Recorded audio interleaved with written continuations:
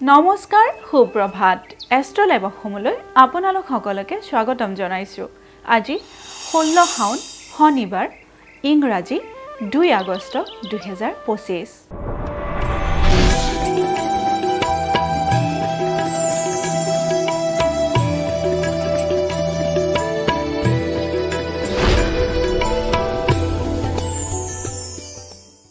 পঞ্চাং অনুসৰি আজিৰ দিনটো ৰাখি ফল মেঘ ৰাখি।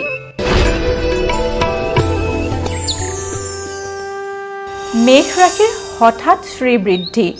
মেঘ ৰাশি জাতক জাতিকাসকলে আজিৰ দিনটোত হঠাতে সন্মান লাভ কৰিব পাৰে।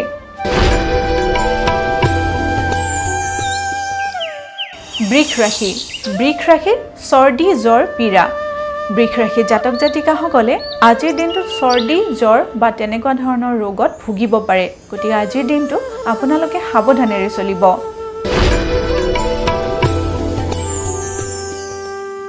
মিথুন ৰাশি। মিথুন ৰাশিৰ সুখ শান্তি ক্ষয়।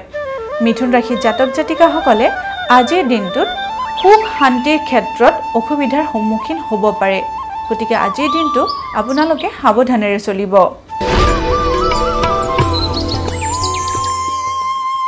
এইবাৰ আমি আহিছোঁ কৰ্কট ৰাশিলৈ। কৰ্কট ৰাশিৰ অন্য ব্যক্তিৰ সহায়। কৰ্কট ৰাশি জাতক জাতিকাসকলে আজিৰ দিনত আন কোনোবা ব্যক্তিৰ পৰা সহায় লাভ কৰিব পাৰে।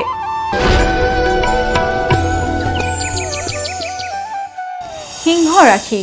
সিংহ ৰাশিৰ ব্যৱসায়ত উন্নতি।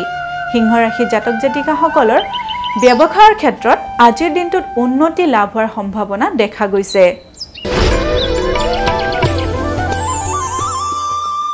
কন্যা ৰাশি। কন্যা ৰাশিৰ মনৰ প্ৰফুল্লতা। কন্যা ৰাশি জাতক জাতিকাসকলৰ আজিৰ দিনটো মনটো প্ৰফুল্লিত হৈ থকা দেখা গৈছে।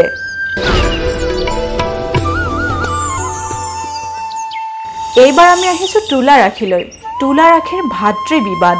তুলা ৰাশি জাতক জাতিকাসকলে আজিৰ দিনটো সাৱধানেৰে পাৰ কৰিব, কাৰণ আজিৰ দিনটোত আপোনালোকৰ ভাতৃৰ লগত বিবাদত লিপ্ত হোৱাৰ সম্ভাৱনা দেখা গৈছে।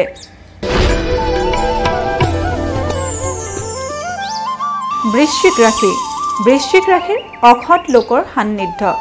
বৃশ্চিক ৰাশিৰ জাতক জাতিকাসকলে আজিৰ দিনটোত কোনোবা অসৎ লোকৰ সান্নিধ্যলৈ আহিব পাৰে। গতিকে আজিৰ দিনটো আপোনালোকে সাৱধানেৰে চলিব।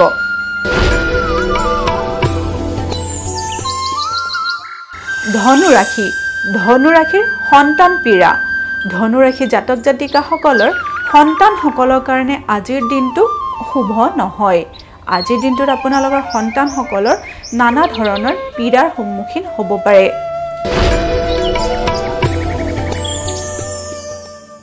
মকৰ ৰাশি।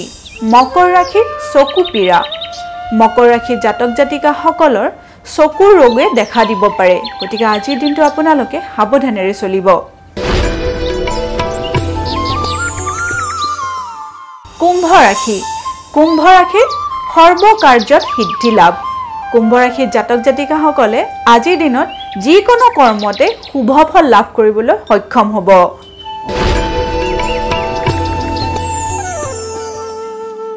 এইবাৰ আমি আহিছোঁ অন্তিমটি ৰাশি মীন ৰাশিলৈ। মীন ৰাশিৰ যকৃত আৰু হাড়ৰ কষ্ট। মীন ৰাশিৰ জাতক জাতিকাসকলে আজিৰ দিনটোত কিডনী অথবা হাড়ৰ ৰোগত ভুগিব পাৰে। গতিকে আজিৰ দিনটো আপোনালোকে অলপ সাৱধানেৰে চলিব।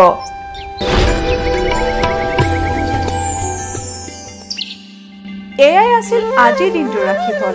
এষ্ট্ৰলাইভ অসমৰ ৰাশিফল অনুষ্ঠানটিৰ পৰা আজিলৈ মই বিদায় মাগিছোঁ।